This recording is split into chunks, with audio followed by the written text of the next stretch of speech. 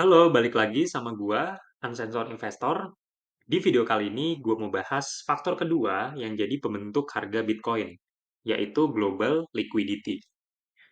Kalau di video sebelumnya, gua udah bahas soal supply and demand. Sekarang kita beralih ke hal yang jauh lebih besar skalanya. Jadi, stay tune terus dan jangan di-skip ya videonya, tonton sampai habis.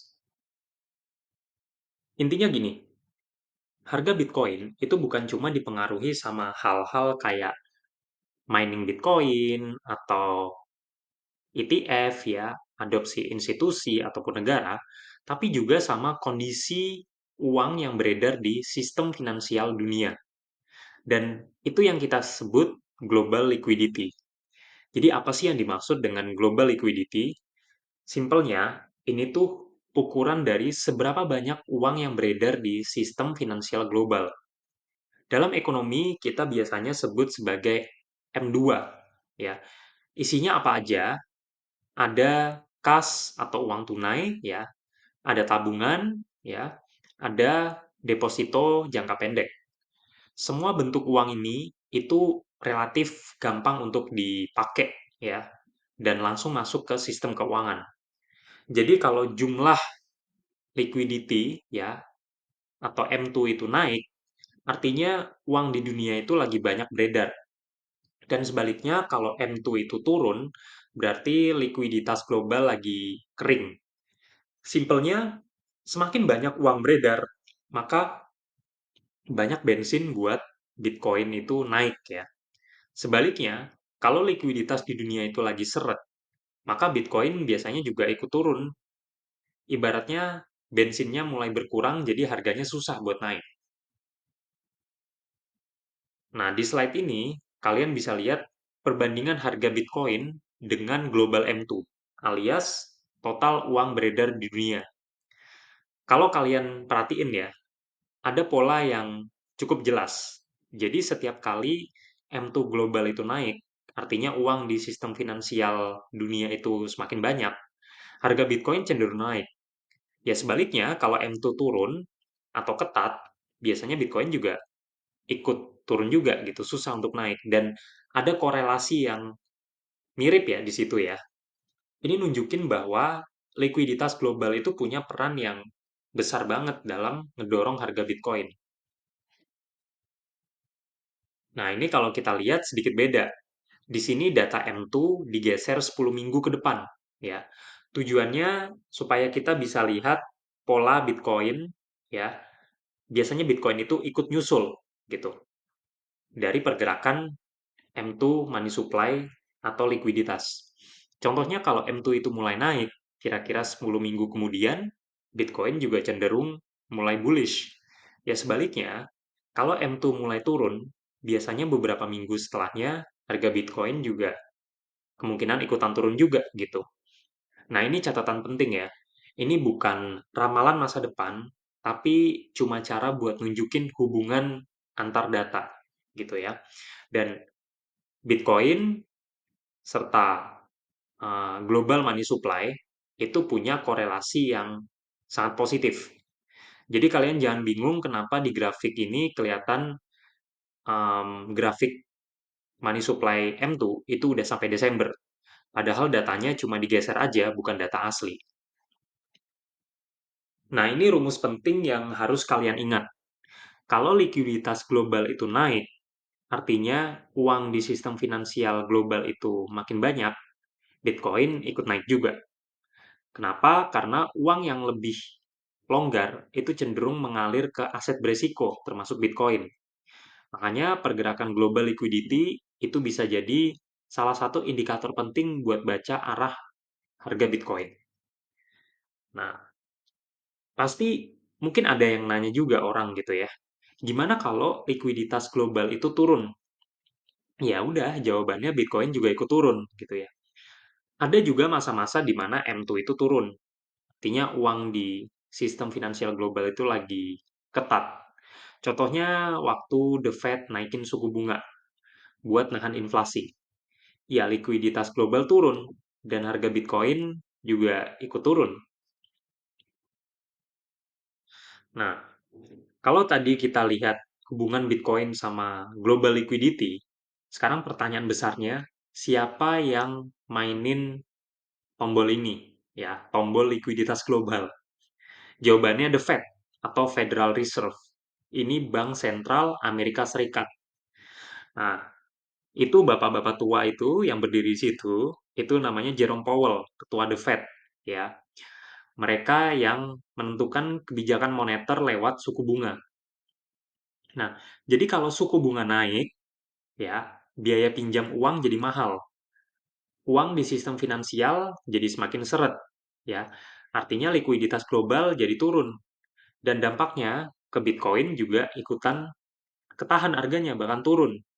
Nah, sebaliknya kalau kalian di sebelah kanan lihat ya, em, kalau The Fed itu nurunin suku bunga ya atau cetak uang lewat quantitative easing namanya ya.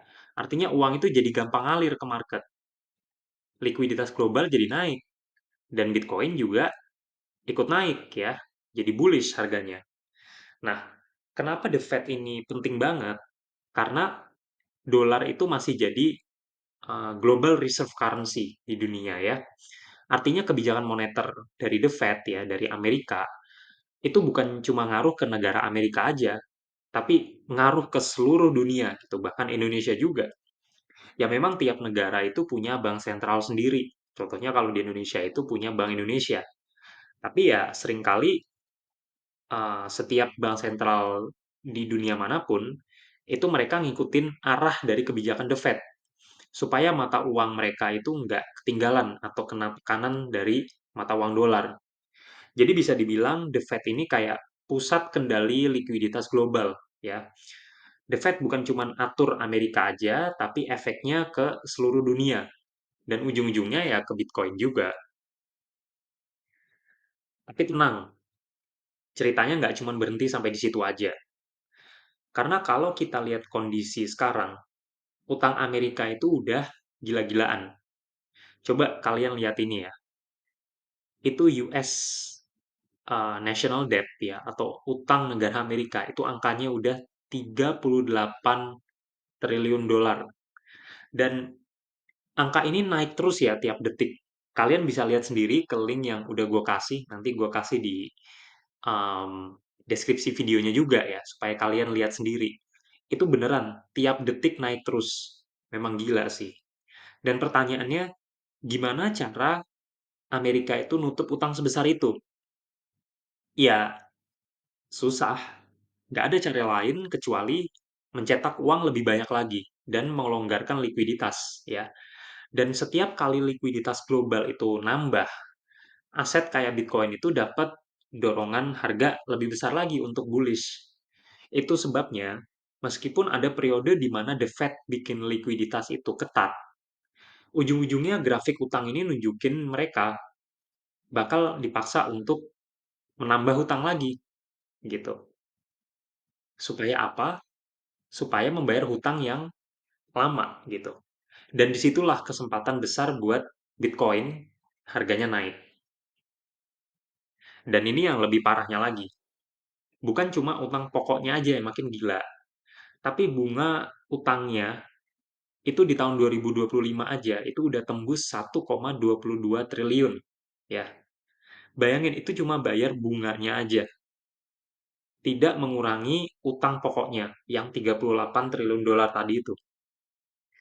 Angka segede ini itu bikin posisi US sekarang ya bisa dibilang sulit ya gitu.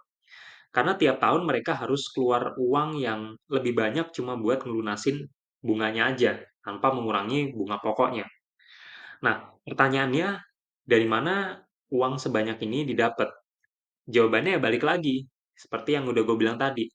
Mereka bakal mencetak uang lebih banyak atau melonggarkan kebijakan moneter untuk melunasi hutang yang lama. Dan ujung-ujungnya itu bikin likuiditas global jadi naik lagi. Ya, likuiditas global naik, uang jadi lebih banyak, gitu ya. Itu logikanya. Dan tentu ini kabar baik buat Bitcoin, karena setiap kali sistem fiat itu makin berat beban hutangnya, Bitcoin dapat angin segar atau dorongan ya supaya harganya naik lebih tinggi.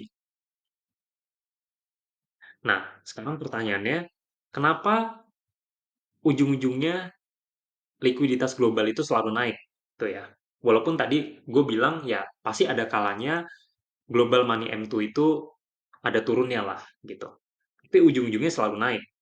Pertama karena kita ini hidup di sistem mata uang fiat yang berbasis hutang. Jadi setiap kali bank atau pemerintah itu uh, minjem uang gitu ya, disitulah lahir uang baru. Makanya suplai uang di dunia itu nggak pernah benar-benar turun, naik terus grafiknya. Kalau tadi kita udah lihat grafik utang Amerika yang makin gila dan bunga utangnya yang udah tembus 1 triliun dolar, itu contoh nyata bahwa sistem mata uang fiat ini dipaksa untuk terus nambah utang dan otomatis makin banyak uang yang tercipta. Ya kalau gue pikir-pikir lagi, sistem uang Amerika itu kayak gali lubang tutup lubang gitu. Setiap tahun utang lama dibayar pakai utang baru. Bunga terus numpuk, jumlahnya makin nggak karuan, nggak masuk akal. Realitanya utang ini nggak akan benar lunas gitu ya. Jadi satu-satunya jalan ya bikin likuiditas terus nambah ya. Cetak uang lagi ya karena hutang dan akhirnya karena uangnya jadi tambah banyak ya likuiditasnya itu yang mendorong inflasi jadi semakin besar, semakin tinggi. Makanya jangan heran kalau misalnya harga bahan pokok gitu ya, itu setiap tahun semakin naik gitu. Misalnya harga rumah, harga makanan, dan lain-lainnya. Nah, yang kedua, itu ada karena faktor defisit fiskal. Jadi pemerintah US itu ya hampir semua negara maju lah. Tiap tahun itu belanja lebih banyak daripada pemasukan pajaknya. Jadi belanja lebih besar daripada pemasukan. Kekurangan itu ditutup pakai utang baru yang lagi-lagi bikin uang baru lagi gitu ya. Artinya likuiditas atau uang di sistem finansial global itu jadi tambah banyak lagi. Dan dua hal ini digabungin itu bikin likuiditas global pada akhirnya selalu naik dalam jangka panjang. Dan disinilah Bitcoin itu punya posisi yang unik ya. Nature-nya itu memang udah cantik. Supply-nya yang terbatas ya. Sedangkan di sisi lain, sistem mata uang fiat itu terus nambah karena ya ada utang baru terus gitu. Yang artinya inflasi jadi semakin tinggi. Karena itu ya, ketika dua dunia ini antara dunia Bitcoin dan sistem mata uang fiat itu ketemu, kalian bisa ngerti kenapa Bitcoin itu dianggap sebagai aset pelindung di era mata uang fiat ini yang inflasinya itu permanen ya. Oke, itu tadi penjelasan gua di video ini ya.